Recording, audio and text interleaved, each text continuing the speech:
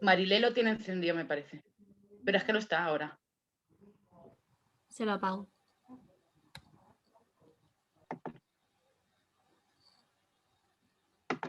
Vamos allá.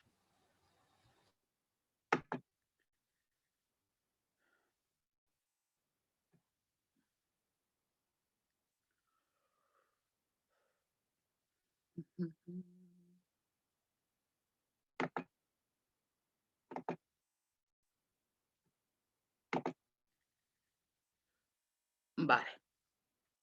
Bueno, bienvenidas a la, no sé si es la quinta ya, sesión zumbera feminista, no sé, perdió la cuenta, creo que es la quinta. La sexta. La sexta, ¿ves? La sexta, y hoy os vamos a hablar de 4 mujeres, pero hoy va a estar enfocado más en menos teoría, no son teóricas. En el caso de Agustina, que es la que os voy a hablar, su feminismo es más práctica de vida, su vida en sí se puede calificar de práctica de feminismo. Agustina González he titulado, porque os he dicho, siempre me gusta titularlo de alguna manera, una vez que me empapo de la mujer, le pongo un nombre a la charla, y el que elegí hoy ha sido Indomable Visionaria. Agustina González es granadina, nació en Granada en el 1891 y es una de las mujeres que fusilaron cuando fusilaron a Lorca. Fusilaron a 3 mujeres en el barranco de Biznar en la misma época, no sé si el mismo día, pero más o menos, o día anterior o posterior, en la misma época. Además os digo que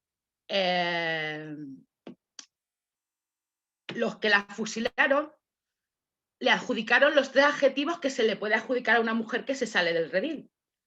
Y fueron, o sea, decían que la habían fusilado por puta, por loca y por lesbiana. Los 3 juntos se lo adjudicaron a ella. Agustina, desde niña, sus padres tenían una zapatería. Era la cuarta, tenía 3 hermanos, y su madre se quedó viuda y pasaron a ejercer la tutela de Josefina, sus 3 hermanos mayores y sus tíos. No le dejaban leer, ella desde pequeña, fue un colegio de monjas y se interesó mucho por la medicina y la astronomía. Una vez, ya te digo, que se quedó su madre viuda y pasaron a ejercer su tutela, no le dejaban leer, al final ella se rebeló y leía a escondidas, y como quería salir también a conocer Granada, se vestía de hombre y salía, para poder hacer lo que hacían sus hermanos, se vestía de hombre y salía por Granada. Claro, la gente la veía y ya llegó a oídos de su familia, y entonces le diagnosticaron un tratamiento de histeria. Pasó una temporada larga en la cama y con friegas y encerrada prácticamente.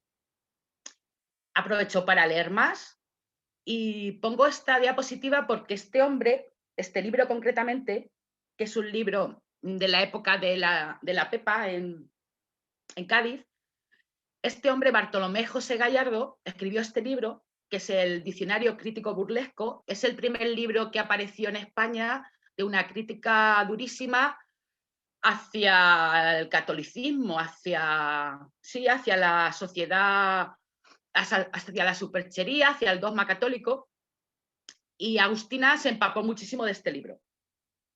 Lo he puesto aquí, me parece muy gracioso la parte esta en que dice: diccionario razonado manual para inteligencia de ciertos escritores que por equivocación han nacido en España. Ya veis la burla que tenía ya este hombre. Agustina empezó a escribir también, y lo que escribía, ella misma lo encuadernaba y lo vendía, lo ponía en el escaparate de la zapatería y lo vendía allí. Este es uno de los libros que escribió.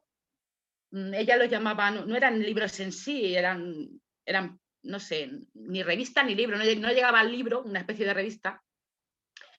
Y este era Idearium Futurismo. ella hablaba de la escritura futurista y hablaba de que, es que era bastante peculiar, la verdad es que era bastante peculiar. Hablaba de la simplificación de la ortografía y lo he puesto aquí porque es curioso que ahora a través de los móviles y de escribir mensajes, escribimos como decía Agustina que iban a escribir en el futuro, con lo cual fue bastante visionaria. Os he puesto esta diapositiva porque es la representación de la zapatera prodigiosa, la obra de Lorca. Lorca se relacionó con Josefina y, claro, a Lorca los personajes curiosos y que vivían en libertad y que en cierto modo, pues eso, desafiaban lo establecido, pues le gustaban. Y Agustina fueron amigos y la obra de la zapatera prodigiosa está basada, o le puso el nombre de la zapatera prodigiosa en honor a Josefina. También esta obra de Lorca, concretamente el personaje de Amelia. Josefina es que cuando escribía libros, además de firmar como... He dicho Josefina, es Agustina, no sé por qué estoy diciendo Josefina. Agustina, además de cuando firmaba los libros, los firmaba con el seudónimo de Amelia. Y el personaje de la casa de Bernarda Alba, una de las hijas, concretamente esta, le puso el nombre también de Amelia en honor a Josefina. Josefina, aparte de escribir, en la época de la República, montó, concretamente en las elecciones del 33, organizó un partido político que ella definía el Partido Entero Humanista y se presentó a las elecciones.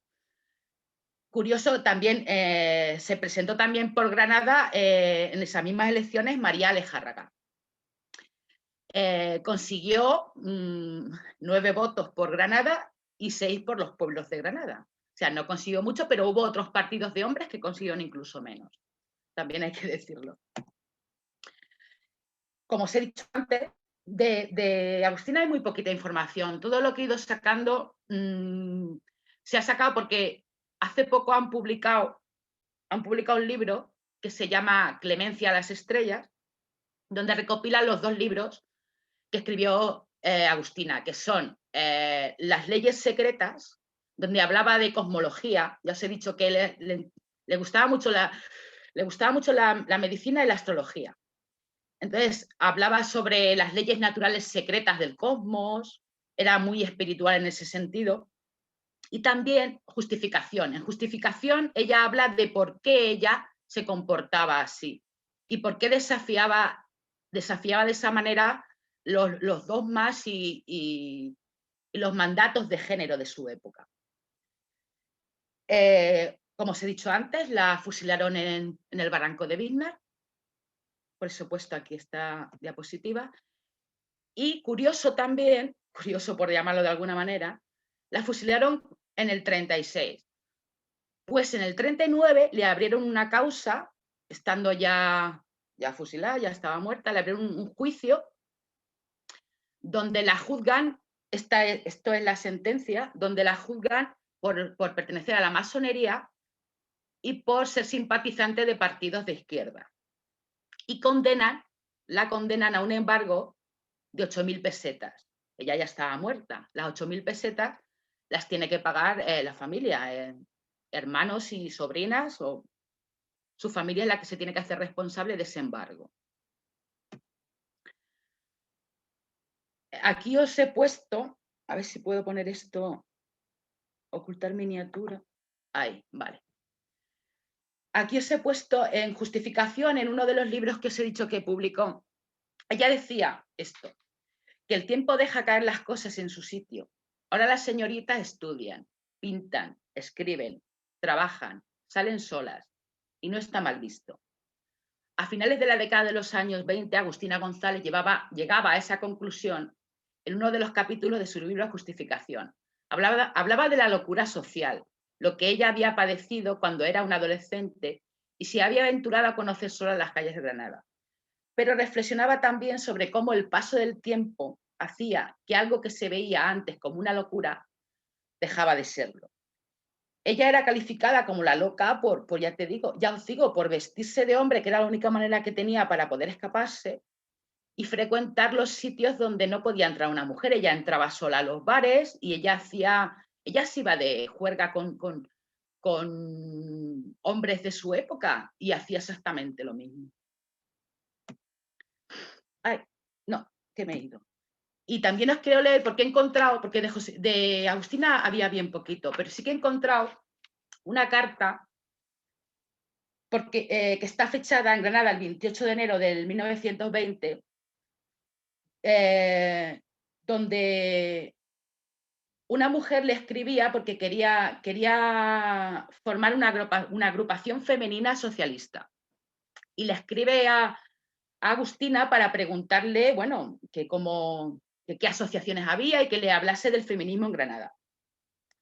Y Josefina le contesta: en la Casa del Pueblo hay una sociedad de mujeres.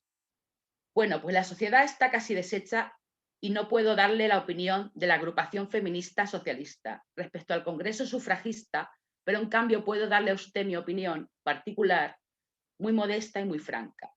La agrupación está a falta de reorganizarse o de disolverse. No sé, lo cierto fue que pasó como la espuma de la cerveza. Pienso que las mujeres que acudieron no eran mujeres ni ideales ni de cultura, ni de empeños por el mejoramiento y la causa feminista. Así que no hemos perdido mucho. Ahora se asocian algunas obreras que hacen causa común con los obreros y, según tengo entendido, mejorarán los salarios.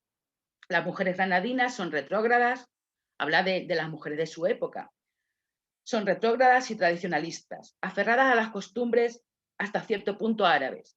Así que calcule usted, es predicarles inútil y todo movimiento moderno y progresista les aterra. Yo creo que serán arrastradas por las corrientes modernas, pero arrastradas. Yo estoy desengañada y me parece que trabajaré poco aquí en la localidad. Únicamente trabajo con el ejemplo, pero no lo toman. Ella, con su ejemplo de vida, y prosigo. Con respecto a mi opinión sobre los dos congresos feministas de Madrid, que me parecen muy bien que se celebre tanto el sufragista como el que organizan las feministas españolas en honor a Concepción Arenal. Pero me parece muy mal y muy descortés que vengan las extranjeras a España a hablar en lenguas extranjeras, y la descortesía es más malo para el que la hace que para el que la recibe. Bienvenidas las extranjeras, pero muy groseras con hablar en el Congreso otros idiomas que no sean el español. Los contactos con Granada no parece que dieran un resultado muy efectivo, a pesar de la propaganda realizada por la estudiante Milagros Almenara, que expresa así las dificultades.